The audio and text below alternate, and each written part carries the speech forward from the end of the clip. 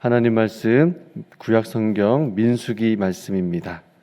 민수기 5장 11절에서 31절까지 말씀 보실 텐데 우리 11절에서 15절까지의 말씀 그리고 29절에서 31절까지의 말씀 이렇게 나누어서 하나님 말씀 읽도록 하겠습니다.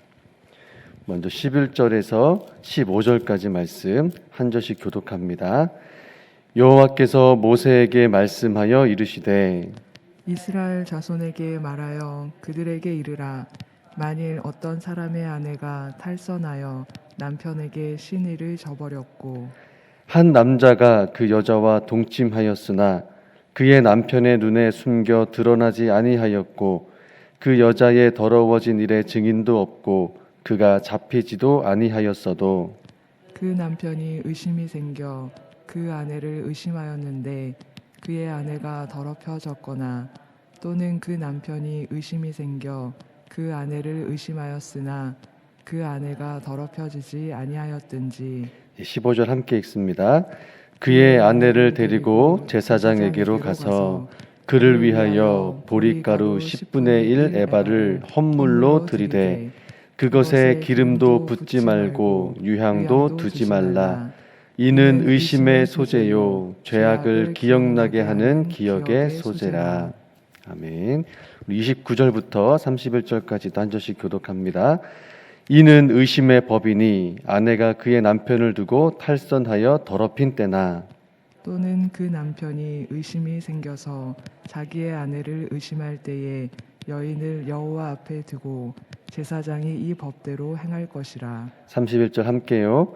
남편은 무죄할 것이요 여인은 죄가 있으면 당하리라. 아멘.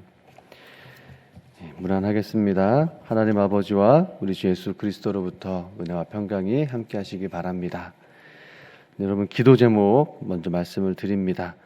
우리 4-3목장의 김춘옥 권사님 어머님께서 어제 소천하셨습니다. 슬픔 가운데 있는 유가족들을 위해서 장례 절차를 위해서 기도해 주시고요. 또 오늘 저희 교육자들이 청주 성모병원 장례식장에 위로 예배로 교육자들이 다녀오도록 하겠습니다. 그리고 3-3목장의 김성환 집사님 혈압이 갑자기 좀 떨어지셨어요. 그래서 지금 한일병원 중환자실에서 그 혈압을 회복하기 위한 또 준비를 하고 계십니다. 우리 혈압이 갑자기 떨어지셨는데 잘 회복하실 수 있도록 잘 치료될 수 있도록 김성환 집사님 위해서 기도해 주시기 바랍니다. 네, 하나님 말씀 나누겠습니다. 오늘 보신 민수기 5장 말씀은요, 지금 시대적인 배경에서 그대로 이해하고 적용하기 어려운 본문 중에 하나입니다. 그 내용이 이런 내용이거든요. 남편이 있는 한 아내가 다른 남자와 간음을 했을 때, 그리고 그 아내가 다른 남자와 간음한 사실은 모르더라도 그 남편이 그 아내에 대하여 의심이 들 때 그 문제를 어떻게 다뤄야 하는지 하는 말씀입니다. 남편의 아내가 다른 남자와 간음을 했다거나 혹은 그런 사실이 없지만 남편이 아내에게 그런 의심이 들 때 이 문제를 어떻게 처리할 것인가 하는 내용입니다.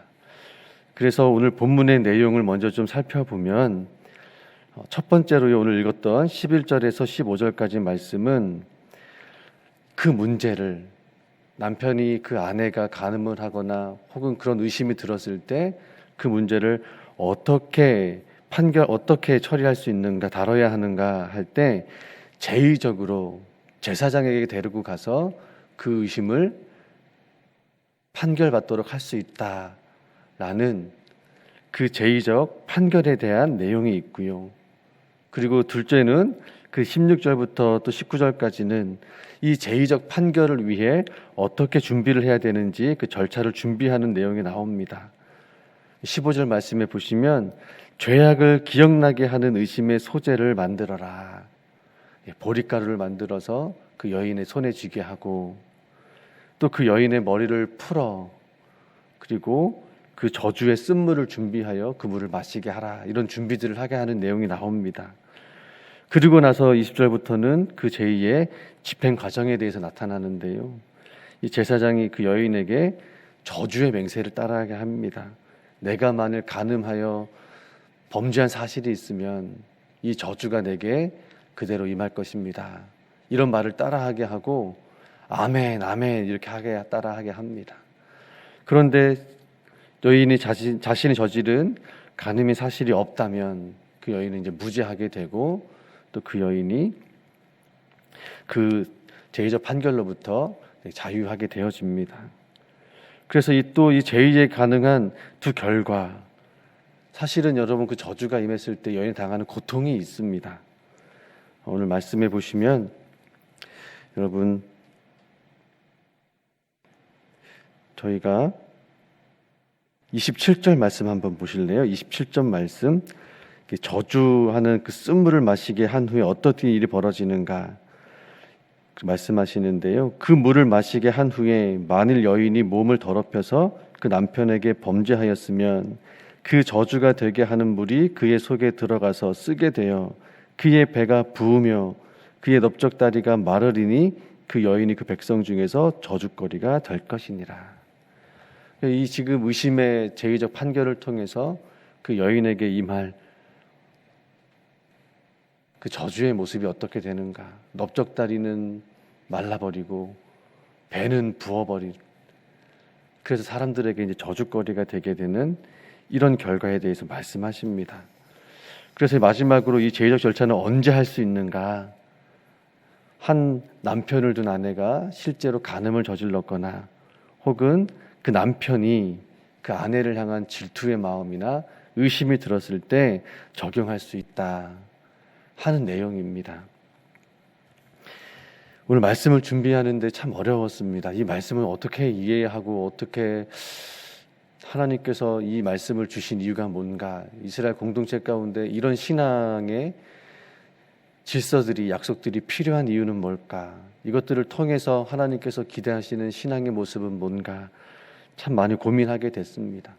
또 너무 또 남성 중심의 이 절차에 대해서 지금 시대의 학자들이 볼 때도 여러 가지 관점으로 보게 되기 때문에 이것을 있는 그대로 이해하기가 참 어렵고 해석하기가 어려운 본문으로 보고 있는데요. 그러다 보니까요, 우리 신앙에 있는 그대로 이 말씀을 적용하기는 어렵지만 이스라엘 백성들이 하나님의 백성으로서 또 아내의 간음 사실과 남편의 의심에 대해 제의적 판결을 내리게 함을 통해서 하나님의 백성들에게 하나님이 요구하시는 것은 다른 무엇보다도 그래도 정결한 삶, 하나님이 임재하시는 백성으로서의 정결한 삶을 요구하시는 것은 아닌가, 또 이런 묵상을 좀 하게 됩니다. 여러분, 왜 정결한 삶이 요구될까? 중요한 것은 하나님께서 이스라엘 백성들 가운데 계시기 때문입니다. 하나님이 함께하고 계시기 때문에 하나님이 함께하시는 이스라엘 백성들은 하나님의 그 성품에 맞는 정결하고 거룩한 삶이 요구되었다라는 것이죠. 여러분, 함께한다라는 것은요, 관계를 의미하죠. 우리가 누구와 함께한다, 내가 너와 함께한다, 우리가 교회에서 공동체로 함께한다라는 것은 관계적인 삶을 의미합니다. 공동체라는 것은 관계인 것이죠. 그래서 약속으로 맺어진 관계입니다. 약속의 관계. 그러니까요, 약속의 관계의 공동체는 가장 중요한 게 뭐냐면 우리를 결속시켜주고 있는 그 약속이 중요합니다. 이 약속이 무너지면 이 관계가 다 깨져버리는 거잖아요. 그럼 교회 공동체는 어떤 것으로 연결되어 있는가, 어떤 약속으로 연결되어 있는가? 우리의 신앙의 고백으로 약속된 겁니다. 주는 그리스도시요 살아계신 하나님의 아들이심을 믿는 그 믿음의 약속, 고백의 약속을 가지고 모여 있죠. 그러니까 우리가 만나교회가 그 믿음을 가지고 있는 성도 한 분 한 분이 모여서 공동체가 되었습니다. 그럼 이 공동체는 무엇을 위해 이 공동체가 이 관계를 지켜나가야 되는가? 만나교회 비전이 돕는 사역입니다. 돕는 사역.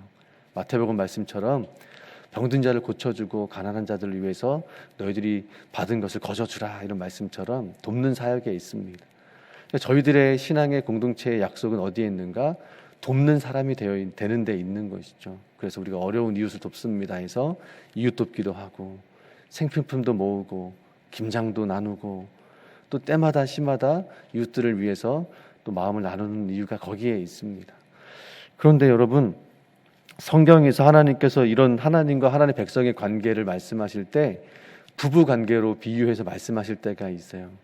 예레미야의 말씀에 보면 하나님께서 남편이 되시고 이스라엘 백성들이 아내가 돼서 하나님께서 항상 함께하기를 원하셨지만 이 아내가 간음하듯이 하나님을 떠나 우상을 숭배하는 일들을 많이 했다. 그래서 내가 너희를 돌아오게 하려고 얼마나 기다렸느냐. 또 지금이라도 너희가 우상 숭배를 멈추고 내게 회개하고 돌아오면 내가 너희를 받아주겠다. 이런 말씀을 하신단 말이에요. 그러니까 왜 부부관계로 말씀하시는가? 여러분, 부부관계는요, 약속의 관계이기 때문에 그렇습니다.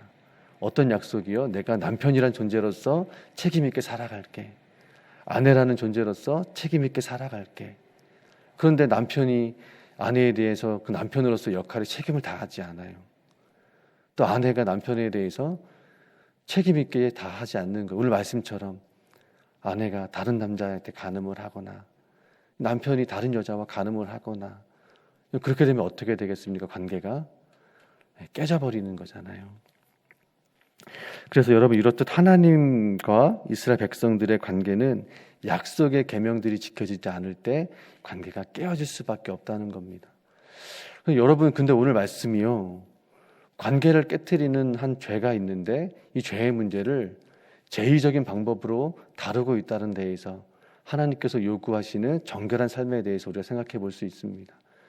아니, 간음했으면 사회적으로 처리를 하고 도덕적으로 처리를 해야 되는데 제사의 방법으로 제사장에게 데리고 가서 그 죄의 문제를 판결을 받습니다. 왜 그래야 됐을까? 그러니까 하나님께서 이스라엘 백성들을요, 항상 불순종하거나 잘못을 하면 이스라엘 진영 밖에 부정하다 하여 바깥으로 내보내십니다.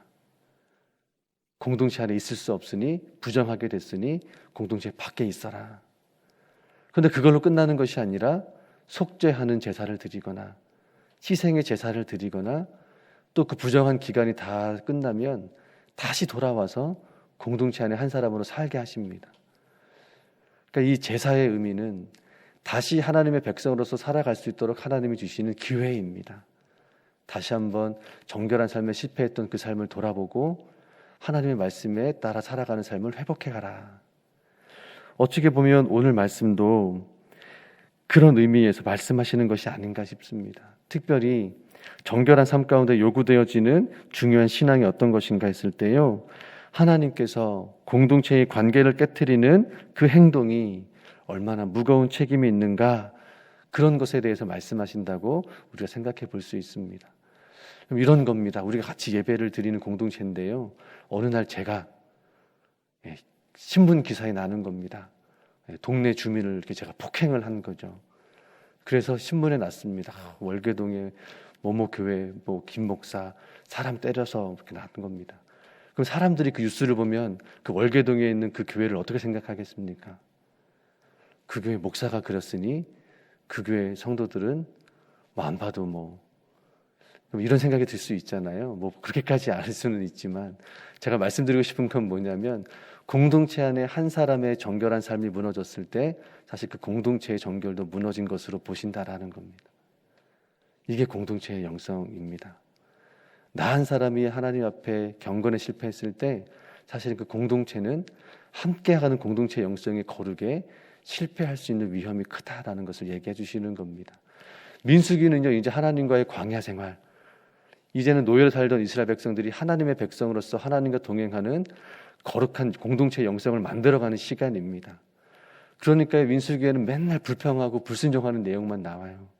하나님과 동행하는 거룩한 삶에 대한 훈련이 안 돼 있기에, 그래서 그 40년 광야를 통해 하나님과 동행하는 거룩한 백성으로서의 훈련되어진 이야기들이 나오는데, 하나님 그 말씀을 하시는 것 같습니다. 공동체의 영성, 하나님의 말씀에 나 한 사람이 정결한 삶에 실패하더라도 다른 누군가 속에 들어가서 누군가의 경건에 의해 살아가는 것이 아니라 나의 경건으로 공동체의 경건을 세워가고 공동체의 신앙을 지켜나갈 때 그 비로소 그 안에 하나님께서 허락하신 백성들의 거룩한 삶을 통해 하나님의 임재와 역사가 나타난다라는 것이죠.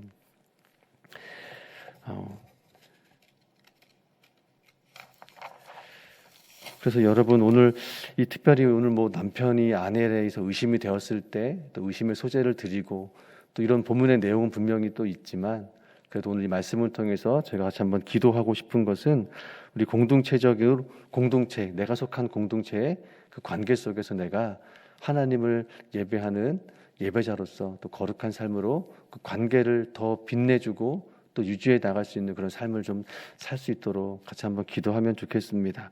우리 교회 공동체 관계에서도요 마찬가지입니다.